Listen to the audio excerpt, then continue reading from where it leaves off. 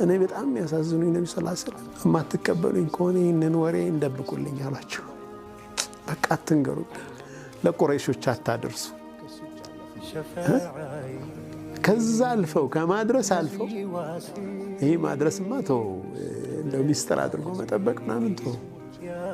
ሱፋሃዎቻቸውን፣ ሞኞች ቄሎቻቸውን፣ እብዶቻቸውን፣ ልጆቻቸውን፣ ህፃናትን ልከውን ነብዩ ሰለላሁ ዐለይሂ ወሰለም እና በዛ መሰበር ውስጥ ወደ አላህ የነበራቸው መጠጋት ከዛ ኢላ መን ተኪሉኒ ያሉት። ኧረ እኔማ ወደ አንተ ነው ወደ እኔ ነው ማስጠጋህ እኮ ነው። ኢላ መን ተኪሉኒ ለማን ነው የምትወኝ? ማን ነው የምትወኝ ጌታዬ? ለዐዱዊን የተጀሃሙኒ ጥቃት ለሚፈጽምብኝ ጠላት አሳልፈህ ትሰጠኛለህ። በቃ በሱ ቁጥጥር ስር ለምሆንበት ባሪያህ ነው የምትወኝ እኮ ነው።